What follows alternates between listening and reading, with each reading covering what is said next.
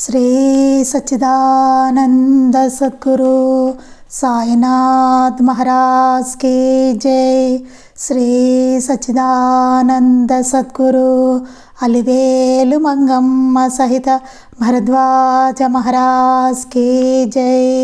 శ్రీ సచ్చిదానంద సద్గురు నాంపల్లి బాబా మహారాజ్ की जय। జై సాయి మాస్టర్। ఈరోజు సత్సంగంలో మనం శ్రీ స్వామి సమర్థ అక్కలకోట మహారాజ్ వారి చరిత్ర మనం చదువుకుంటున్నాం। రచన పూజ్యశ్రీ ఆచార్య ఎక్కిరాల భరద్వాజ్ మాస్టర్ గారు। దీనిలో మనం 4వ అధ్యాయం నిన్న మొదలుపెట్టాం। మనం స్వామికి రాజులన్నా పేదలన్నా ఒకటే, ఎక్కువ తక్కువ లేవు, అందరూ భగవంతుని ముందు సేవకులే అని చెప్పి మనం చదువుకోవడం జరిగింది। దీనికి ఉదాహరణగా ఏం చెప్పుకున్నామంటే మనం ఈయన రాజులకే రాజు అని చెప్పుకుంటూ ఒక సంఘటన చెప్పుకున్నాం మనం। అక్కలకోట సంస్థానపు రాజు అయిన మాలోజీరావు భాంస్లే స్వామికి భక్తుడు, అప్పుడప్పుడు కూడా స్వామి దర్శనానికి అతను వస్తూ ఉండేవాడు అని చెప్పి ఒకరోజు ఆయన చోళప్ప మఠానికి వచ్చాడు ఒకరోజు స్వామి అని చెప్పి। ఒకసారి రాజు తన జన్మదినాన స్వామి దర్శనానికి రాజలాంఛనాలతో మఠానికి వస్తాడనమాట। ఆయన కిరీటం కవచం కుండలాలు ధరించి ఏనుగునెక్కి భటులతోనూ సైన్యాలతోనూ రాణులతోనూ చోళప్ప మఠం చేరి స్వామి ముందు నుంచుని నమస్కరిస్తాడు। ఈ ఆడంబరాలకు స్వామికి నచ్చలేదు, కన్నెత్తైనా చూడకుండా మౌనంగా కూర్చుంటారు। అప్పుడు స్వామి దృష్టిని ఆకర్షించడానికని ఆయన పాదాల వైపు వంగుతాడు ఆ రాజు। స్వామి ఉగ్రుడై బలంగా చెంప మీద ఒక దెబ్బ కొట్టారనమాట। ఆ దెబ్బకు కిరీటం పోయి 20 అడుగుల దూరంలో పడుతుంది। నిశ్శేషుడై నివ్వెరపై రాజు చెంప నిబురుకుంటూ కూర్చుంటాడు। అప్పుడు స్వామి అంటారు, నీ రాజరికం నీ భవనంలోనూ నీ దర్బార్లోనూ సరిపోతుంది, ఇక్కడ అవసరం లేదు। ఇటువంటి చదరంగంలో రాజుల వంటి రాజులను ఎంతమందిని కావాలంటే అంతమందిని చేయగలం అంటారు। అప్పటి నుంచి రాజు తన పల్లకిని 2-3 పర్లాంకుల దూరంలో ఆపి కాలినడకన స్వామి సన్నిధికి చేరేవాడు। వేషభాషల్లో నిరాడంబరంగా ఉండేవాడు అనమాట। ఇలా అతన్ని సంస్కరిస్తారు, అలాగే అతనికి సంతానాన్ని కూడా ప్రసాదిస్తారనమాట। ముందేమో అతనికి ఆడపిల్ల పుడుతుందేమో అన్నట్టుగా స్వామి చర్యల్లో అతనికి అనిపిస్తుంది, అతను బాధపడతాడు। తర్వాత అతనికి పుత్రుడు కలిగేలాగా అతనికి అనుగ్రహిస్తారనమాట। అలాగే ఇంకా ఇద్దరు వాదించుకుంటూ ఉంటారు। వాదించుకుంటే అందులో ఒకడు ఎక్కువ ఉద్రేకపడుతుంటే అతన్ని పిలిచి వాడి చేతిలో నల్ల చీమను పెడతారు। దాని అర్థం ఏంటంటే మానవుడు కూడా చీమలాగా అన్యోన్య సహకారంతో జీవితం గడపాలని, వాదులాడుకోవడం తగదని ఆయన చర్యల్లో సూచిస్తారనమాట। ఒకసారి ఏమవుతుందంటే ఒకసారి స్వామి రాజభవనానికి వెడతాడు। రాజు తగిన సత్కారాలతో స్వామిని ఆహ్వానించి పూజ గృహం దగ్గరికి తీసుకెళ్తారు। వాళ్ళిద్దరూ ఒక ఉయ్యాల బల్ల మీద కూర్చుంటారు। ఆ సమయంలో పూజారి పూజ కోసమని గంధపు చెక్క అరగదీస్తూ ఉంటారు। ఆ సమయంలో ఒక ఎలుక వచ్చి దేవుడికి పెట్టిన దీపంలోని నేతిని తాకుతుంది। తాగితే పూజారేమో ఆవేశంతో ఎలుక మీద గంధపు చెక్క విసురుతారనమాట। పాప ఆ ఎలుక అది తగిలి వెంటనే అక్కడికక్కడే చనిపోతుంది। పూజారి కోపంతో తగిన శాస్త అయిందంటూ ఆ ఎలుకనేమో తోక పట్టుకొని బయట పారవేయడానికి తీసుకెడుతుంటే స్వామి ఏమో ఆ పూజారిని పిలిచి ఆ చచ్చిన ఎలుకను ఆయనకెమ్మని గద్దించి తీసుకుని ఆ ఎలుకనేమో ఆ ఉయ్యాల బల్ల గొలుసులో నుంచి రంధ్రంలో నుంచి అటు ఇటు 4 సార్లు తీస్తారు। తర్వాత దాన్ని ఆయన చేతిలోకి ఉంచుకుని బొజ్జగిస్తూ లేమ్మా లే ఇక వెళ్ళు అంటారు। వెంటనే ఎలుకకు ప్రాణం వచ్చి ఆయన చేతిలోంచి దూకి పారిపోయింది। రాజు పూజారి ఆశ్చర్యపోతారు। స్వామి చర్య పూజారికి చెప్పకనే బుద్ధి చెప్పిందనమాట। అంత ఆవేశంగా దాన్ని చంపవలసిన అవసరం లేదు అనేసి అతనికి బుద్ధి చెప్తారనమాట। రాజుగారి కొలువులో పనిచేసే అప్పా సాహెబ్ మోని స్వామిని దర్శించేవాడు అనమాట। యుక్త వయసు వచ్చిన తన కూతురు జమునాబాయికి ఎంత ప్రయత్నించినా పెళ్లి సంబంధం కుదరక అతని చింతపడుతూ ఉంటే అతనికి ఖాండేరావు అనే మంచి గొప్ప రాజుగారితో వివాహం అయ్యేలాగా అనుగ్రహిస్తారనమాట। అదే వాళ్ళ అమ్మాయికి ఖాండేరావు అనే గొప్ప రాజుతోటి వివాహం అయ్యేలాగా అనుగ్రహిస్తారు అతని కూతురికి। ఈ అప్పా సాహెబ్కి ఒకసారి టైఫాయిడ్ వస్తుంది, జ్వరం వస్తే అతనికి ఆ జ్వరం కూడా తగ్గేలాగా ఆయన అనుగ్రహిస్తారు। అది ఏంటంటే అక్కడ ఆ స్వామి తన పాదంతో రోగిని ముమ్మారు తాకి అక్కడ కూర్చుని కాసేపు వెళ్ళిపోయేసరికి అతనికి జ్వరం తగ్గుముఖం పట్టి తగ్గిపోతుందన్నమాట। ఇది ఒకటి చాలా బాగుంటుంది. మనం చెప్పుకున్నాం కదా నిన్న, భీమారావు అనే మరో భక్తుడికి తల మీద ఒకవైపు ఒక పెద్ద వాపు వస్తుందన్నమాట. అది స్థిరంగా ఉండిపోతుంది. అతను చాలా వికారంగా ఉండడం వల్ల అతన్ని చూసి అందరూ నవ్వుతూ ఉంటారు. అందుకు భీమారావు లోపల చాలా కుమిలిపోయేవాడు. స్వామికి కాషాయ రంగు పువ్వులంటే ఎంతో ప్రియమని అతనికి తెలుసు. ఒకరోజు అటువంటి పువ్వులు తీసుకుని స్వామిని దర్శిస్తాడు. స్వామి అతను చూసి నవ్వి, ఇదిగో 2 తలల మనిషి వస్తున్నాడు అంటారు. తాము నమ్ముకున్న స్వామి కూడా తను అలా ఎగతాళి చేయడం చూసి అతను మరీ బాధపడతాడు. మనసులోనే తన బాధను ఆయనకు నివేదించుకుంటాడు స్వామికి. కొద్ది రోజుల తర్వాత ఒకరోజు మధ్యాహ్నం స్వామి అతని కల్లో కనిపించి అతని తల మీద వాపును స్పృశిస్తారు. వెంటనే అతనికి మెలకు వస్తుంది. అతని ఆశ్చర్యానికి మేరలేదు. ఆ వాపంతా పోయి దాని తాలూకు చర్మం వదులుగా వేలాడుతుంది. పట్టలేని సంతోషంతో స్వామి దగ్గరికి పరిగెడతాడు. స్వామి చిరునవ్వు నవ్వుతారు. ఎప్పుడూ తనలా కాపాడుతుండమని భీమారావు స్వామిని ప్రార్థిస్తాడు. స్వామి అభయమిచ్చి విభూతి పెట్టి పంపుతారు. ఆ విభూతిని వారి ఆజ్ఞ ప్రకారం తీర్థంలో కలిపి పైన రాస్తుంటే 4 రోజుల్లో ఆ చర్మం ఎండి రాలిపోయి మామూలు చర్మం వచ్చేస్తుందన్నమాట. అలా అతనికి అలా వికృతంగా ఉన్న అతని రూపాన్ని కూడా చక్కగా మామూలుగా చేస్తారనమాట స్వామి. ఒక రాత్రి భక్తులంతా కూర్చొని ఉండగా స్వామి నిద్రపోతారు. నిద్ర గాఢంగా పట్టిందేమో గుర్రు పెడతారు. గోవిందరావు అనే ఒక భక్తుడికి ఒక పెద్ద సందేహం కలిగింది. పరిపూర్ణుడైన యోగికి నిద్ర లేదని శాస్త్రం చెబుతుంది. అంత గాఢంగా నిద్రపోతూ గురకపెట్టే స్వామి యోగి ఎలా అవుతారు అని అతనికి సందేహం వస్తుంది. అతని మనసులో ఆ సందేహం తలెత్తిన మరుక్షణమే స్వామి కళ్ళు తెరిచి, ఒరేయ్ కంసాలే, అటువంటిది ఏమీ లేదు అని మరుక్షణమే గుర్రు పెట్టి నిద్రపోయారు. ఇది కూడా మిరపకాయలు తినేసి స్వామి మంచినీళ్ళు తాగుతారు కదా, అలాంటి సంఘటన అనమాట ఇది కూడాను. స్వామికి నటన అంటే అసలు గిట్టేది కాదు. కృత్రిమత్వం అన్న అంతే అనమాట స్వామికి. స్వామి గణపతిరావు జోషి ఇంట్లో కూర్చుని ఉండగా తిలకం, మాల, వీణ ధరించి ఒక సాధువు కబీర్ సాంప్రదాయానికి చెందినవాడు భిక్షకు వచ్చాడనమాట. అతను పాడే పాటలకు పల్లవి అని చెప్తున్నాడు. ఆ సాధువు చరణం, పల్లవి అట్లా చెప్తూ ఉంటే సామాన్య ప్రజలు అతని వేషభాషలు చూసి గొప్ప సాధువు అని నమ్ముతారు. సాష్టాంగ ప్రణామాలు చేస్తూ ఉంటే అతను చూస్తే స్వామి కొన్ని భంగిమలతో ఆ సాధువు శీలం లేనివాడని వ్యక్తం చేస్తారు. తర్వాత విచారించినప్పుడు అందరికీ తెలుస్తుంది అతను అలాంటి వాడే అని చెప్పి అందరికీ తెలుస్తుంది అనమాట తర్వాత విచారిస్తే. ఇంకా ఇక్కడ చాలా విషయాలు మాస్టర్ గారు మనకి ఇక్కడ చెప్పడం జరుగుతుందన్నమాట.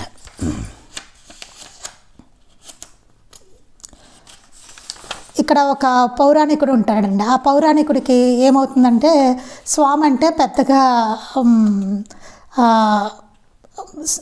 పెద్దగా అతనికి గౌరవం ఉండదు. అందుకని స్వామి గురించి వ్యంగ్యంగా విమర్శిస్తూ ఉంటాడు.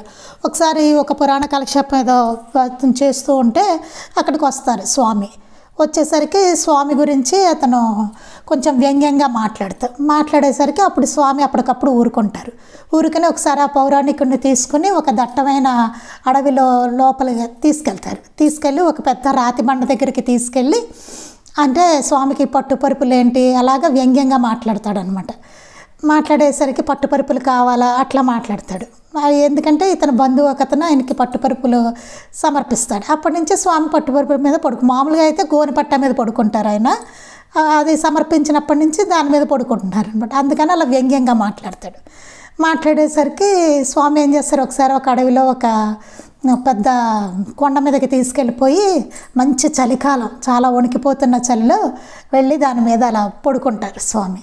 ఇతను అసలు అక్కడ కూర్చోలేనంత చలిలో అతను వణికిపోతూ కాళ్ళు కడుపులో పెట్టుకుని వణికిపోతూ కూర్చుంటాడు. అక్కడ కూర్చుని ఇంకా స్వామికే మొరపెట్టుకుంటాడు అనమాట. మొరపెట్టుకుంటే అప్పుడు స్వామి తను పడుకున్న బండ మీద నుంచి లేచి, చూసావా మా పట్టుపరుపు అన్నారు. అప్పటికి కానీ స్వామి చెప్పదలిచిన విషయం అతనికి అర్థం కాలేదు అనమాట. సబ్ని సమర్పించిన పట్టుపరుపును, కొండ మీద బండను సమానంగా అనుభవించిన స్వామి పాదాలంటే క్షమాపణ వేడాడు పౌరాణికుడు. సత్పురుషుల నింద ఆధ్యాత్మిక జీవితానికి తీరని విఘాతం. స్వామి పౌరాణికునికి చెప్పిన గుణపాఠం అతని మీద ప్రేమ వల్లనే. ఈ గుణపాఠం అతనికి చెప్పింది ఎందుకు? అతని మీద ప్రేమ వల్లనే. లేకపోతే అతని ఆధ్యాత్మిక జీవితానికే తీరని విఘాతం ఏర్పడుతుంది. అతను స్పిరిచువల్గా ఇంకా ఆధ్యాత్మికంగా ఇంకా అతను ముందుకు వెళ్ళలేడు అనమాట. ఆ అనుమానంతో శంకతోటి ఇంకా అక్కడే అతనికి జీవితం ఆగిపోతుంది అతనికి. అందుకోసం అని చెప్పేసి అతని మీద ప్రేమతోటే అతన్ని సంస్కరించి అతని ఆధ్యాత్మిక జీవితాన్ని ఇంకా ముందుకి తీసుకెళ్లారనమాట అండి. అది చాలా అద్భుతమైనది ఇది కూడానండి. అలాంటి సంశయాలు ఏమైనా వచ్చినప్పుడు వారే మనకి గతి మళ్ళీ సరైన మార్గంలో పెట్టడానికి. అది ఇక్కడ నుంచి మనం చెప్పుకోవాలండి. శాస్త్రంలో అంటే క్లుప్తంగా ఒక్కొక్కసారి మనం మర్చిపోతూ ఉంటాము. ఏం చదువుకున్నాం అనేసి ఇలా కథలాగా ఉంటాయి కదండి, మర్చిపోతూ ఉంటాం. అందుకని ఒక్కసారి మళ్ళీ మనం ఒక 5-10 నిమిషాలు మళ్ళీ ఒకసారి ఏం చదువుకున్నాం ఒకసారి గుర్తు తెచ్చుకుంటూ ఉండాలి. అందుకని మళ్ళీ ఒక్కొక్కసారి మనం చెప్పుకుంటూ ఉండాలి అధ్యాయం మొదట్లో. శాస్త్రంలో భక్తుడు ఇష్టదైవాన్ని పూజ చేసే సమయంలో అతని గురువు అక్కడికి వచ్చినట్లయితే ఆ పూజను గురువుకే చేయాలని చెప్పి ఉన్నది. ఈ సత్యాన్నే స్వామి తన భక్తుడైన చింతోపంత్కు విశేషమైన రీతిలో చెప్పారు. చింతోపంత్ స్వామిని సాక్షాత్తు దత్తాత్రేయునిగా కొలిచేవాడు. అతని ఇంట్లో విష్ణు విగ్రహం ఒకటి ఉండేది. ఒకసారి అతను ఆ విగ్రహానికి కోటి తులసి పూజ చేయాలని నిశ్చయించుకొని నిత్యము నియమంగా కొంత సంఖ్య పూర్తి చేసేవాడు. పూజ మొదలుపెట్టిన 2వ రోజు నుంచి సరిగ్గా పూజ సమయానికి స్వామి స్వయంగా వారింటికి వచ్చేవారు. శాస్త్రంలో ఏముందంటే భక్తుడు ఇష్టదైవాన్ని పూజ చేసే సమయంలో అతని గురువు అక్కడికి వచ్చినట్లయితే ఆ పూజను గురువుకే చెయ్యాలని చెప్పి ఉందట. శాస్త్రంలో చెప్పి ఉన్నది అదిట. మన ఇష్టదైవానికి పూజ చేస్తున్నాం అనుకోండి, ఆ టైంలో గురువు వచ్చారనుకోండి, ఆ పూజ గురువుకే చెయ్యాలటండి అని శాస్త్రం కూడా చెప్పి ఉందట. ఈ సత్యాన్ని స్వామి తన భక్తుడైన చింతోపంత్కు విశేషమైన రీతిలో తెలియచెప్పారట. అదేంటంటే చింతోపంతుట స్వామిని సాక్షాత్తు దత్తాత్రేయునిగా కొలిచేవాట. అతని ఇంట్లో విష్ణు విగ్రహం ఒకటి ఉండేట. ఒకసారి అతను ఆ విగ్రహానికి అంటే అతనికి ఇష్టదైవం ఏంటంటే అతనికి విష్ణుమూర్తి అనమాట. వాళ్ళ ఇంట్లో విగ్రహం ఉండేది, విష్ణుమూర్తి విగ్రహం. అతను పూజ చేసుకుంటూ ఉంటాడు. ఒకసారి ఆ విగ్రహానికి కోటి తులసి పూజ చేయాలని నిశ్చయించుకొని నిత్యము నియమంగా కొంత సంఖ్య పూర్తి చేసేవాట. రోజు పూజ చేస్తూ ఉండేవాట కోటి తులసి పూజ. పూజ మొదలుపెట్టిన 2వ రోజు నుండి సరిగ్గా పూజ సమయానికి స్వామి స్వయంగా వారింటికి వచ్చేవారట. ఆ పూజ మొదలెట్టిన దగ్గర నుంచి 2వ రోజు నుంచి స్వామి ఆ టైం కల్లా పూజ మొదలెట్టగానే స్వామి వాళ్ళ ఇంటికి వస్తూ ఉండేవారటండి. పూజ కోసం ఉంచిన తులసి దళాలను పంత్ స్వామి పాదాల వద్ద వేసి నమస్కరించేవాడు. ఆ పూజ కోసం తులసి దళాలన్నీ పెట్టుకునేవాడు కదా, కోటి తులసి. వెంటనే స్వామి రాగానే ఆయన పాదాల మీద వేసి నమస్కరించేవారట. చివరి రోజు షోడశోపచార పూజతో తులసి పూజ ముగించాడు పంత్. అతని భక్తికి మెచ్చి ఆనందంలో మునిగి ఉన్న స్వామి చుట్టూ ఒక విచిత్రమైన కాంతి పంత్కు స్పష్టంగా కనిపించింది. ఇంకా చివరి రోజు అండి షోడశోపచార పూజతో తులసి పూజ ముగించట పంత్. ఇంకా ఆఖరి రోజు స్వామికే పూజ చేసేటండి. అతని భక్తికి మెచ్చి ఆనందంలో మునిగి ఉన్న స్వామి చుట్టూటండి ఒక విచిత్రమైన కాంతి పంత్కి స్పష్టంగా కనిపించింట. స్వామి చాలా ఆనందించారటండి ఆ పూజకి, అతను చేసిన పూజకి ఆనందించి స్వామి చుట్టూ ఒక విచిత్రమైన కాంతి ఒకటి ఈ పంత్కి స్పష్టంగా కనిపించింటండి. అతని కళ్ళు ఆనంద బాష్పాలతో నిండాయట. గదగ్ధ కంఠంతో నిత్యము మీ పాదపూజ చేసుకునే అదృష్టం నాకు లభించాలి అని ప్రార్థించాట. స్వామి సంతోషించి తథాస్తు అన్నట్ట. విచిత్రం ఏమంటే స్వామి వెళ్ళిన తర్వాత ఆయన కూర్చున్న పీట మీద స్వామి పాదాలు స్పష్టంగా ముద్రించబడి ఉన్నాయి. సరే, స్వామి వెళ్ళిపోయారు. అతను ప్రార్థించాడు, నిత్యము నేను మీ పాద పూజ చేసుకునే అదృష్టం నాకు లభించాలి అని ప్రార్థించట. స్వామి సంతోషించి తథాస్తు అన్నట్ట. విచిత్రం ఏంటంటే జరిగింది, స్వామి కూర్చున్న పీట మీద స్వామి పాదాలు స్పష్టంగా ముద్రించబడి ఉన్నాయట. స్వామి వెళ్ళిపోయాక చూస్తే ఆ పీట మీద ఆయన పాదాలు ఉన్నాయట. నిత్యం పూజ చేసుకోవాలని అడిగాడు కదా, తథాస్తు అన్నారు. స్వామి అనుగ్రహించేశారు. ఏ వడ్రంగి చెక్కలేనంత సొంపుగా ఉన్నాయట అవి. వాటిని ఇప్పటికీ అక్కలకోటలోని గజానన మహారాజ్ మఠంలో చూడవచ్చు. అవి ఇప్పటికీ చూడవచ్చుట. అక్కలకోటలో గజానన మహారాజ్ మఠంలో ఉన్నాయట, చూడవచ్చుట. స్వామి భక్తుల పాలిట కల్పవృక్షం. ఆయన భక్తుడు జోషి నిత్యము స్నేహితులతో కలిసి పంచదశి అనే గొప్ప వేదాంత గ్రంథాన్ని పారాయణ చేసేవాడు. ఒకరోజు జటిలమైన ఒక శ్లోకానికి అన్వయం తెలియక వాళ్ళు పారాయణ నిలిచిపోయింది. ఒకరోజు వాళ్ళకి తెలియలేట, పంచదశి చదువుకుంటున్నారు వాళ్ళు, వేదాంత గ్రంథం అది పారాయణ చేస్తున్నారు. ఒక జటిలమైన శ్లోకానికి వాళ్ళకి అన్వయం తెలియక వాళ్ళ పారాయణ నిలిచిపోయింట. ఆ రోజు పారాయణను అక్కడికి ఆపి వాళ్ళందరూ స్వామి దర్శనానికి వెళ్ళారు. సరే, వాళ్ళు అక్కడికి ఆపేశారట. ఇంకా అది అన్వయం తెలియక వాళ్ళకి అర్థం కాక దాన్ని అక్కడికి ఆపేసి వాళ్ళు ఆ రోజు స్వామి దర్శనానికి వెళ్ళారట. దర్శనానంతరం స్వామి వాళ్ళను వెళ్ళనివ్వక వాళ్ళని అక్కడే కూర్చోబెట్టి వేదాంత బోధ చేశారు. ఆశ్చర్యం, ఆ చేసిన బోధ అంతా ఆ శ్లోకానికి వ్యాఖ్యానం. వీళ్ళకి ఏదైతే అర్థం కాలేదో ఆయన చెప్పిన బోధ అంతా, వీళ్ళు దేనికోసం అయితే తంటాలు పడుతున్నారో ఆ బోధ అంతా దానికి వ్యాఖ్యానం ఆ శ్లోకానికి. అది నమ్మిన భక్తుడు స్వామిని ఏ కోరిక కోరనక్కర లేకుండానే స్వామి వారికి అన్నీ సమకూర్చేవారు.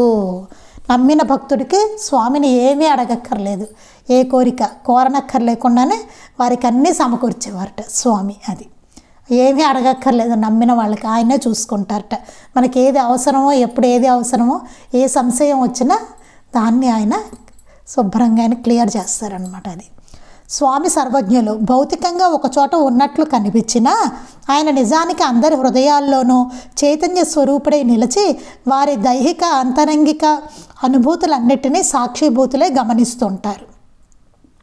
ఆయన భౌతికంగా ఒక చోట ఉన్నా సరే ఆయన నిజానికి అందరి హృదయాల్లోనూ చైతన్య రూపుడై నిలిచి వారి దైహిక అంతరంగిక అనుభూతులన్నిటినీ సాక్షిభూతులై ఆయన గమనిస్తూనే ఉంటారట. మోరేశ్వరరావు జోషి స్వామి దర్శనం కోసం చాలా కాలం తపించిపోయాడు. ఒకనాటి స్వప్న దర్శనం వలన అతని కోరిక మరింత బలపడింది. ఓసారి స్వప్న దర్శనం ఇచ్చారట స్వామి.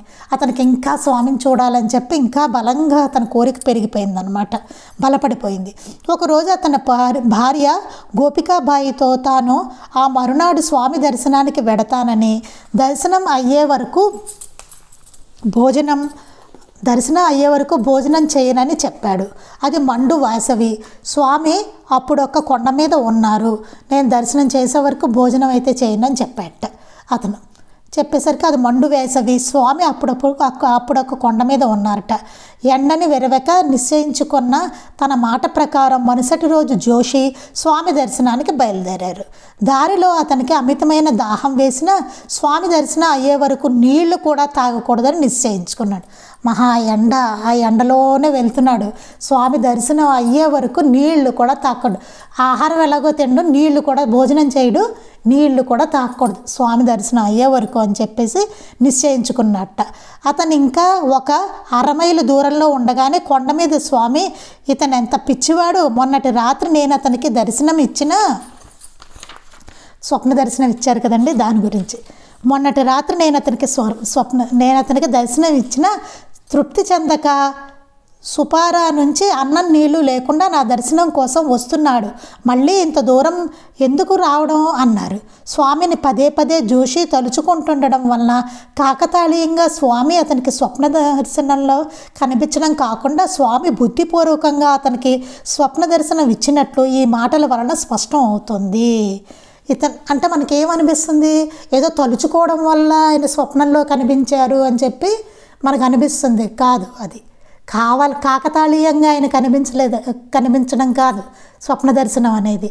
కావాలనే ఆయన స్వప్న దర్శనం ఇచ్చారనమాట. అందుకే ఇక్కడ చెప్తున్నారు ఆయన, ఏంటి సుపారీ నుంచి అన్నం నీళ్ళు లేకుండా నా దర్శనం కోసం ఇంత దూరం రావాలా అని చెప్పి స్వామి అన్నారు. నేను వచ్చాను కదా ఇతని దగ్గరికి, ఇతను మళ్ళీ ఇంత దూరం రావాలా నా కోసం అని చెప్పి ఆయన బుద్ధిపూర్వకంగానే అతనికి స్వప్న దర్శనం ఇచ్చినట్టుగా మనకి స్పష్టం అవుతుంది. కానీ స్వామి పక్కనున్న వారికి ఆ మాటలు అర్థం కాలేదు. అతడు కొండ ఎక్కడం మొదలుపెట్టే సమయానికి స్వామి అన్నారు, అడుగో వచ్చేస్తున్నాడు అని. కొద్దిసేపట్లో జోషి స్వామికి నమస్కరించాడు. అప్పుడు స్వామి అన్నారు, మొన్న రాత్రి నేను దర్శనమిచ్చాను కదా, మళ్ళీ ఎందుకింత శ్రమ? అన్నపానీయాలు మాని నీ భార్య కూడా పూజ గృహం ముందు కూర్చుని ఉన్నది, నువ్వు వెంటనే ఇంటికి వెళ్ళడం మంచిది అన్నారు. స్వామి వెంటనే అన్నారట, ఎందుకు మొన్న నీకు స్వప్న దర్శనం ఇచ్చాను కదా, మొన్న వచ్చాను కదా నీ దగ్గరికి, నువ్వెందుకు వచ్చావు? అన్నపానీయాలు కూడా మానేసి వచ్చావు, ఇంత దూరం అన్నపానీయాలు మాని నీ భార్య కూడా పూజ గృహం ముందు కూర్చుని ఉంది అన్నారట.